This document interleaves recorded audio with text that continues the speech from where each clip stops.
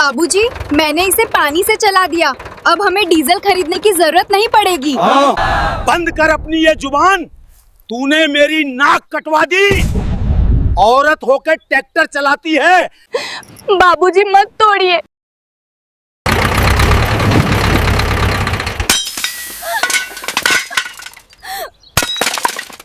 दोस्तों, आज की कहानी उस भारत की तस्वीर है जिसे हम अक्सर अनदेखा कर देते हैं।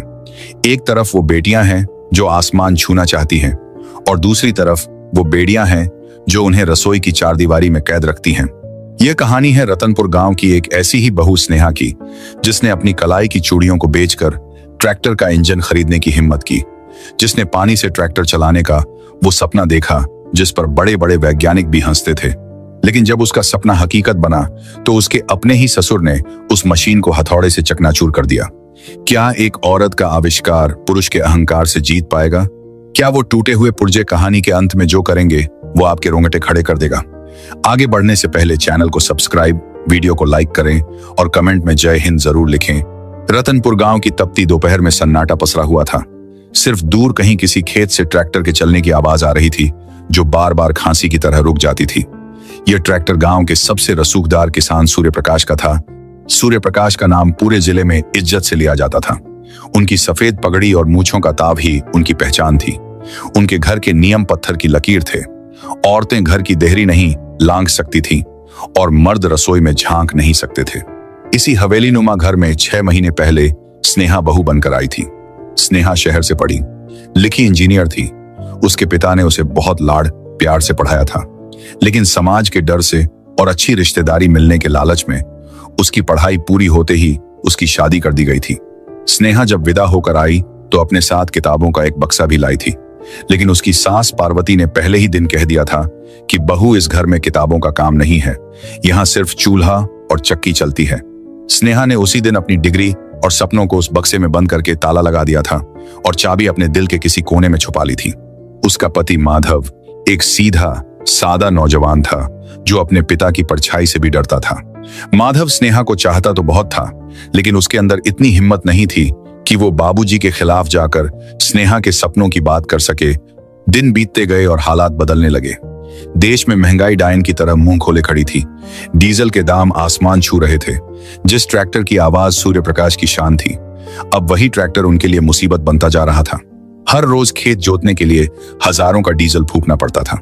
फसल का दाम मिल नहीं रहा था और खर्चा बढ़ता जा रहा था। रात के खाने पर अक्सर सन्नाटा रहता था। सूर्य प्रकाश की थाली में रोटी तो होती थी, लेकिन उनका ध्यान कहीं और होता था। एक रात स्नेहा रसोई में बर्तन साफ कर रही थी। तभी उसने अपने ससुर की आवाज सुनी।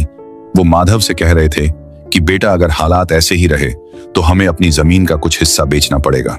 बैंक का कर्ज बढ़ता जा रहा है और ये ट्रैक्टर सफेद हाथी बन गया है। इसे चलाना अब मेरे बस की बात नहीं रही। माधव ने दबी आवाज में कहा कि बाबूजी, मैं शहर जाकर कुछ काम ढूंढ लूं क्या? सूर्य प्रकाश ने डांटते हुए कहा कि खबरदार, जो ऐसा सोचा, हम जमींदार हैं, अपनी मिट्टी छोड़कर नौकरी करेंगे तो पूर्वजों की आत्मा को क्या जवाब देंगे? स्नेहा दरवाजे के पीछे खड़ी सब सुन रही थी। उसे माधव का उदास चेहरा और ससुर की बेबसी देखी नहीं गई। उस रात उसे नींद नहीं आई। वो करवटें बदलती रही। उसके दिमाग में बार बार अपने कॉलेज का वो प्रोजेक्ट घूम रहा था जिसे उसने अधूरा छोड़ दिया था। उसने हाइड्रोजन फ्यूल पर रिसर्च की थी। उसे पता था कि पानी के अंदर अपार ऊर्जा छुपी है। अगर पानी के अणुओं को तोड़ा जाए तो उससे हाइड्रोजन गैस निकलती है, जो पेट्रोल और डीजल से भी ज्यादा शक्तिशाली होती है। अगली सुबह जब सब लोग अपने काम में लग गए, स्नेहा चुपके से घर के पीछे वाले कबाड़ खाने में गई। वहां पुराने लोहे, टूटी हुई मोटरें और तारों का जखीरा पड़ा था। धूल की मोटी परत जमी थी। स्नेहा ने एक पुरानी प्लास्टिक की बोतल उठाई और उसे गौर से देखने लगी। उसकी आंखों में चमक आ गई। उसने फैसला कर लिया था कि वो इस घर को बिखरने नहीं देगी। वो एक ऐसा सिस्टम बनाएगी जिससे ट्रैक्टर डीजल से नहीं बल्कि पानी से चलेगा। यह पागलपन था। अगर किसी को पता चलता तो शायद उसे घर से निकाल दिया जाता, लेकिन स्नेहा ने ठान लिया था। उसकी जंग शुरू हो चुकी थी। सबसे पहले उसे कुछ सामान चाहिए था। स्टेनलेस स्टील की प्लेटें, कुछ खास किस्म के तार और एक बैटरी, लेकिन उसके पास एक भी रुपया नहीं था। माधव को वो बता नहीं सकती थी क्योंकि वो डर जाएगा। उसने अपनी अलमारी खोली। वहां उसकी मां की दी हुई सोने की बालियां रखी थीं। स्नेहा ने एक पल के लिए उन्हें चूमा और फिर अपनी साड़ी के पल्लू में बांध लिया। दोपहर को बहाना बनाकर कि वो मंदिर जा रही है, वो गांव के सुनार के पास गई। सुनार ने उसे हैरानी से देखा, लेकिन स्नेहा ने कहा कि काका, मुझे पैसों की बहुत सख्त जरूरत है, किसी को बताना मत। बालियां बेचकर उसे जो पैसे मिले उससे उसने शहर से गुपचुप तरीके से जरूरी सामान मंगवाया। अब शुरू हुआ असली इम्तिहान। स्नेहा दिन भर घर का काम करती, सास के पैर दबाती, खाना बनाती, कपड़े धोती, और जैसे ही दोपहर को सास सो जाती और ससुर खेत पर चले जाते, वो भागकर कबाड़ खाने में पहुंच जाती। वहां की उमस और गर्मी में पसीने से लथपथ होकर वो तारों को जोड़ती। कई बार उसके हाथों में चोट लगी, कई बार करंट का झटका लगा, लेकिन उसने उफ तक नहीं की। वो जानती थी कि अगर सास को भनक भी लग गई तो कयामत आ जाएगी। एक दिन वो हाइड्रोजन जनरेटर का सेल तैयार कर रही थी कि तभी पीछे से आहट हुई। स्नेहा का दिल गले में आ गया। उसने मुड़कर देखा तो माधव खड़ा था। माधव की आंखें फटी की फटी रह गई थी। उसने पूछा, स्नेहा, तुम यहाँ क्या कर रही हो और ये सब क्या है? स्नेहा ने दौड़कर माधव का मुंह बंद कर दिया और उसे अंदर खींच लिया। उसने माधव को सब सच बता दिया। उसने समझाया कि कैसे पानी से ट्रैक्टर चल सकता है। माधव पहले हंसा। उसने कहा, स्नेहा, तुम पागल हो गई हो क्या? पानी से तो प्यास बुझती है, ट्रैक्टर नहीं चलता। ये सब किताबी बातें हैं। लेकिन स्नेहा ने उसकी आंखों में देखकर कहा कि माधव, मुझ पर भरोसा करो। मैंने इंजीनियरिंग की है, मैंने रटा नहीं है, समझा है। अगर हम ये कर पाए तो बाबूजी को जमीन नहीं बेचनी पड़ेगी। माधव अपनी पत्नी के आत्मविश्वास को देखकर पिघल गया। उसे पहली बार स्नेहा में एक साधारण गृहिणी नहीं बल्कि एक वैज्ञानिक नजर आई। उस दिन के बाद माधव भी इस मिशन में शामिल हो गया। अब दोनों मिलकर काम करते थे। माधव शहर से वो पुर्जे ले आता जो गांव में नहीं मिलते थे। रात के अंधेरे में जब पूरी दुनिया सोती थी, इस घर के कबाड़खाने में एक नई क्रांति जन्म ले रही थी। स्नेहा ने एक छोटा सा इंजन तैयार किया। टेस्ट का दिन आया। उन्होंने एक पुरानी मशीन में उस किट को फिट किया और पानी की बोतल लगाई। माधव का हाथ कांप रहा था। स्नेहा ने स्विच दबाया। पहले कुछ नहीं हुआ, फिर एक हल्की सी सनसनाहट हुई और मशीन चल पड़ी। वो आवाज, वो घरघराहट उन दोनों के लिए दुनिया का सबसे मधुर संगीत था। माधव खुशी से पागल हो गया। उसने स्नेहा को गले लगा लिया, लेकिन स्नेहा ने कहा कि अभी जश्न मनाने का वक्त नहीं है। असली चुनौती तो उस बड़े ट्रैक्टर को चलाना है जो बाबूजी की जान है। अगर वहां कुछ गड़बड़ हुई तो हम कहीं के नहीं रहेंगे। प्लान यह था कि जिस दिन सूर्य प्रकाश शहर जाएंगे, उसी दिन वो खेत में खड़े पुराने ट्रैक्टर पर यह प्रयोग करेंगे। मौका जल्दी ही मिल गया। सूर्य प्रकाश को बैंक के काम से 2 दिन के लिए शहर जाना पड़ा। उनके जाते ही स्नेहा और माधव खेत पर पहुंच गए। गांव वाले उन्हें देख रहे थे, लेकिन किसी को समझ नहीं आ रहा था कि बहू खेत में क्या कर रही है।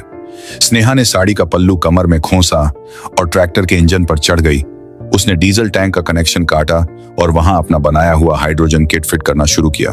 उसके हाथ काले हो गए थे, चेहरे पर ग्रीस लग गया था, लेकिन वो रुकी नहीं।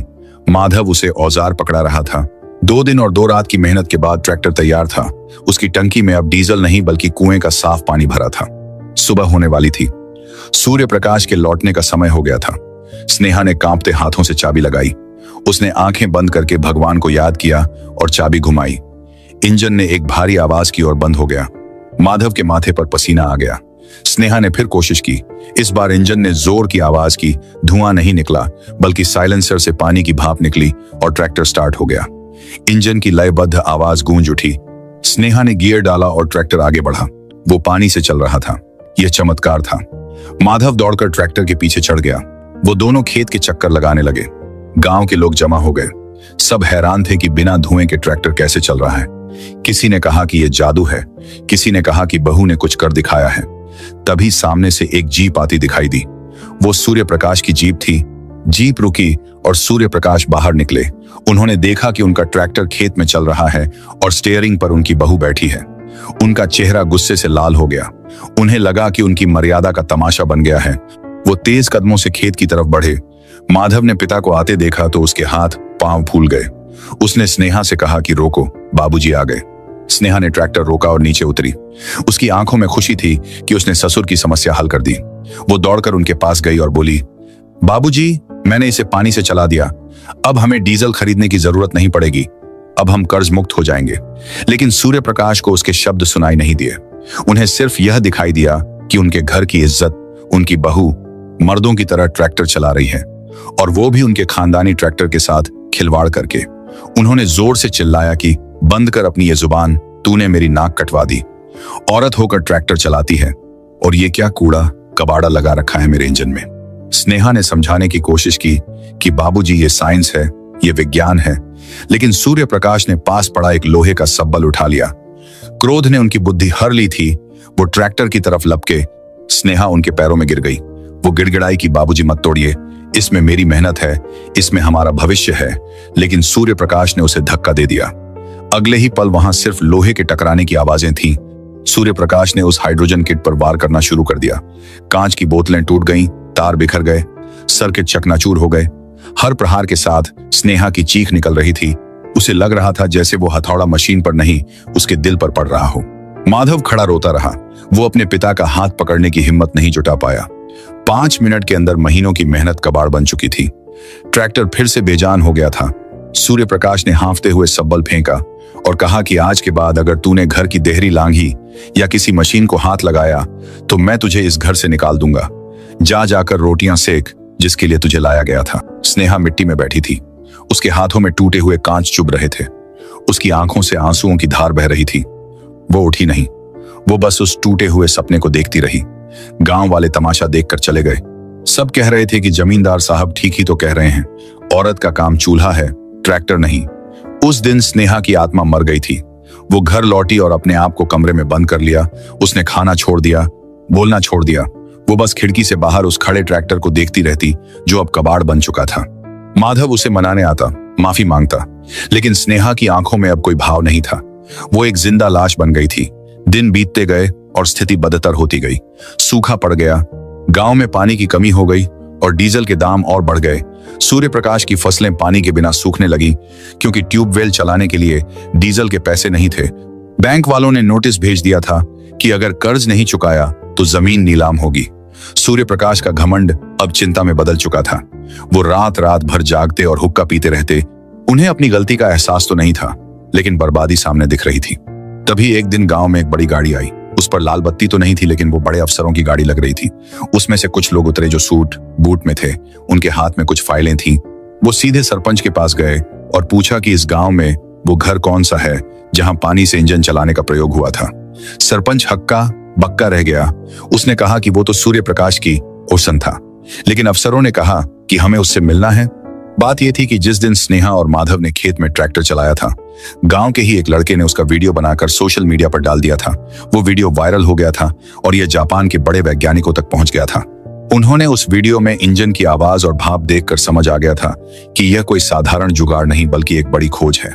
और यही वो कड़वी सच्चाई भी थी कि जिस टैलेंट को अपने ही घर ने इज्जत के नाम पर तोड़ दिया, उसकी कीमत समझने के लिए बाहर के लोग आ गए। भारत में कई बार मेहनत और हुनर को सपोर्ट नहीं मिलता, लेकिन जापान जैसे देश उसे पहचान कर सम्मान देते हैं और आगे बढ़ाते हैं। अफसर सूर्य प्रकाश के घर पहुंचे। सूर्य प्रकाश बाहर चबूतरे पर बैठे थे। अफसरों ने नमस्ते किया और कहा कि हम जापान की रिसर्च टीम से आए हैं। हमें पता चला है कि आपके यहाँ एक ऐसी तकनीक बनाई गई है जो पानी को ईंधन में बदल सकती है। हम उस वैज्ञानिक से मिलना चाहते हैं। सूर्य प्रकाश की जुबान तालू से चिपक गई। उन्होंने कहा कि वो तो मेरी बहू है। अफसरों ने कहा कि कृपया उन्हें बुलाइए, वो देश की धरोहर हैं। सूर्य प्रकाश के पैरों तले जमीन खिसक गई। जिस बहू को उन्होंने पैर की जूती समझा, आज बड़े बड़े लोग उसके लिए खड़े थे। माधव दौड़कर अंदर गया। स्नेहा बिस्तर पर लेटी थी, कमजोर और पीली।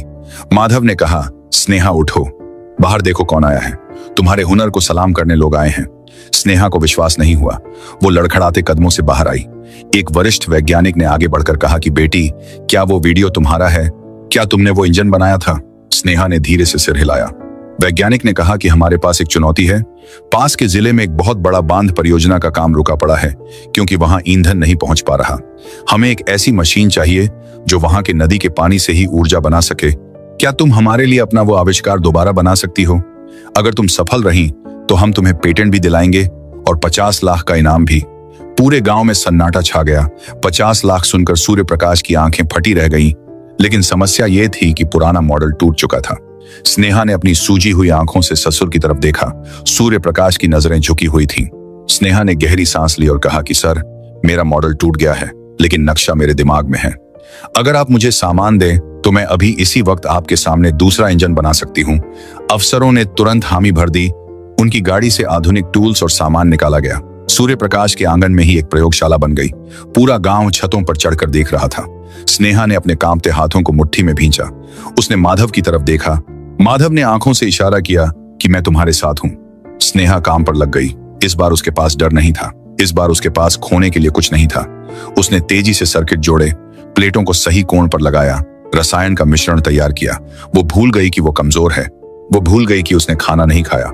वो बस एक इंजीनियर थी जो अपनी रचना को जन्म दे रही थी। 4 घंटे बीत गए। सूरज ढलने लगा। लोग सांस रोके खड़े थे। सूर्य प्रकाश एक कोने में खड़े थे। उनके चेहरे पर पसीना था और मन में डर।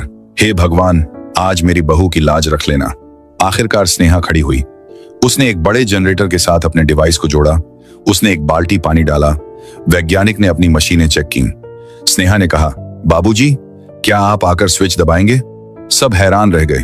जिसने उसका सपना तोड़ा, वो उसी को सम्मान दे रही थी। सूर्य प्रकाश की आंखों में आंसू आ गए। वो कांपते कदमों से आगे आए। उनका हाथ थरथरा रहा था। उन्होंने स्विच दबाया। एक पल का सन्नाटा और फिर धड़ धड़ धड़ जनरेटर चल पड़ा। बिजली के बल्ब जो वहां लगाए गए थे वो जगमगा उठे। वो रोशनी सिर्फ बल्ब की नहीं थी, वो उस घर के अंधकार के मिटने की रोशनी थी। अफसरों ने खड़े होकर तालियां बजाईं। गांव वालों ने जयकारे लगाने शुरू कर दिए। मीटर रीडिंग दिखा रही थी कि ऊर्जा का प्रवाह एकदम शुद्ध और शक्तिशाली था। वरिष्ठ वैज्ञानिक ने स्नेहा के सिर पर हाथ रखा और पेटेंट के कागजात दिए। लेकिन असली दृश्य इसके बाद हुआ। सूर्य प्रकाश, जो अपनी मूंछों के लिए जाने जाते थे, उन्होंने अपनी पगड़ी उतारी और स्नेहा के चरणों में रख दी। वो फूट फूट कर रोने लगे और बोले कि मैं अंधा था।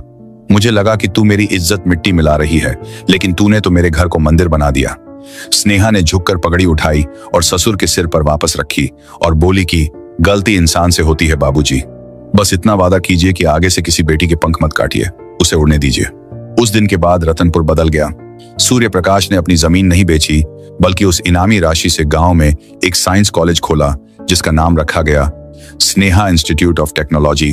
अब वहां की लड़कियां सिर्फ रोटियां नहीं बेलती, बल्कि रोबोट और ड्रोन बनाती हैं। स्नेहा आज भी वही बहू है, लेकिन अब वो जब ट्रैक्टर लेकर खेत में निकलती है तो गांव के मर्द अपना सिर झुकाकर उसे सलाम करते हैं। माधव अब उसका असिस्टेंट बनकर गर्व महसूस करता है। दोस्तों, यह कहानी हमें सिखाती है कि टैलेंट का कोई जेंडर नहीं होता। एक औरत अगर घर संभाल सकती है तो वो दुनिया भी बदल सकती है। जरूरत है तो बस एक मौके की, एक भरोसे की। अगर आपके घर में भी कोई ऐसी माँ, बहन या बहू है जो कुछ करना चाहती है, तो उसके पंख मत काटिए, उसे उड़ने दीजिए। क्या पता वो भी आपकी किस्मत बदल दे। अगर इस कहानी ने आपके दिल को छुआ है तो इसे इतना शेयर करो कि हर उस ससुर तक पहुंचे जो अपनी बहू को सिर्फ घूंघट में देखना चाहता है।